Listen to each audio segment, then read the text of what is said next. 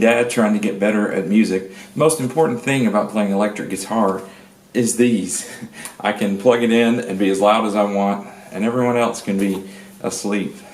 And so a few years ago I sold my big gear when my first son was born, because I never had time to play anymore, and just recently I've been getting back into it.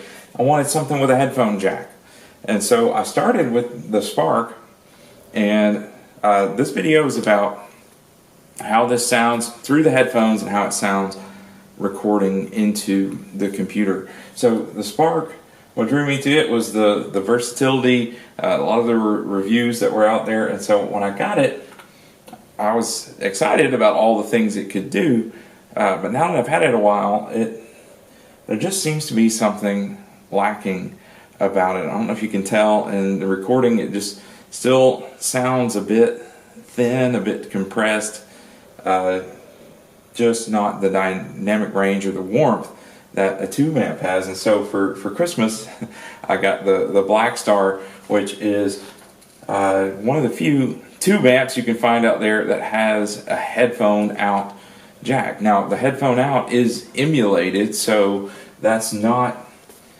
quite the same as listening to it. The only downside to this is it sounds a little bit different through the headphones, through the USB out, and through the regular out. You get a very different sound there.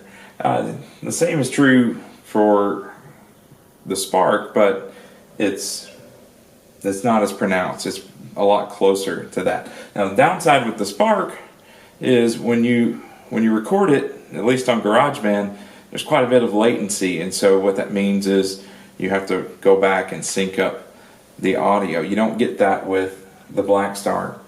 Now what you heard in the recording was my modded cheap Strat with a P90 in the neck, and it works well through both amps, but I really love the Blackstar. Now the thing about it, you get some versatility here. Now I've had a tube amp before, a Vox, that didn't have reverb, and it was a 4-watt tube amp, didn't have a headphone out jack, and there was no headroom.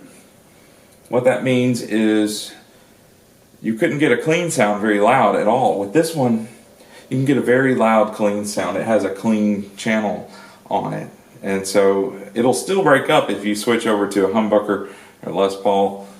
It'll still get a little dirty, but it's very clean, very loud. And then you have your overdriven voice, which will go all the way to some metal tones, which I'm not a metal guy, so I never switch it over to that, but it's there if I want it to be. Now if you want any effects, you have to buy pedals. So if you already have that stuff, then 1,000 times I recommend this for practicing, for recording, for headphones. I play this one if I have a choice. I don't even touch the Spark anymore, because there's just a warmth and a vibrance and dynamic range that you don't get here. Now this is pretty close. This is better than, I've had a Line 6 before. This has more dynamic range than the old Flextone 3, which was pretty good, but I like what this can do. The app is fun. You can dial in a lot of different things. You can jam along with yourself. That's useful, but if you got a computer, you can do all that stuff anyway. And the best thing about this is if you don't have any effects, everything is built in here, and you can get pre-loaded tones for pretty much anything that you want. Now it's going to get you close. There's going to be a little something missing. You're just like, this isn't exactly what I want. This guy though, the Blackstar, you can go all the way with it. I mean, it really sounds good. When it comes to recording,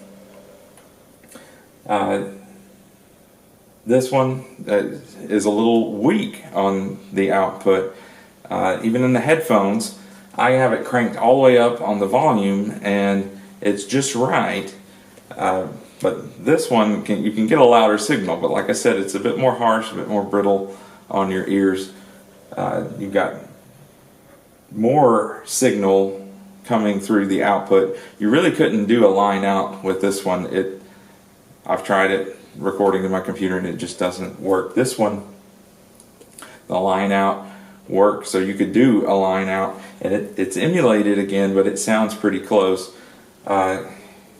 You could do a line out to a PA system and get a really good sound out of the Blackstar. If you want to play it and mic it, and you can mic either one of them. This one is going to sound better the louder you get. The more you turn it up, it's going to sound better. I don't know how this one would hold its presence. Tube amps just have a higher presence and just more oomph to them. Even though, you know, this is 40 watts and this is 1 watt, it's louder. It can really rattle the walls. Now, I will say, if you're cranking a humbucker through the emulated headphones, if you've got it all the way up, if you've got an overdrive pedal on, a little bit will bleed out, make this weird kind of sound. So that, I don't know what's going on there. That's one downside I found, but I love it for recording, for jamming, for undoing the headphones when nobody's around. The few chances that I get, the Blackstar, it's a little bit more money than the Spark, but just if you want a great sound, if you want one great sound with some versatility, go with the Blackstar. If you want a lot of good sounds, a lot of them, then go with the Spark.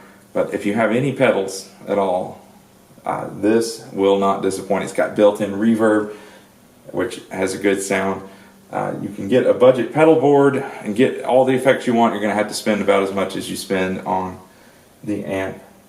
So there's some pros and cons to each one, but if I had to choose, I'm keeping the Blackstar. I'm gonna get rid of the Spark. But hey, I'm a bit of a tone snob, and that I believe the tube amps are better. But in the last few months of playing both of these, hands down, the Blackstar.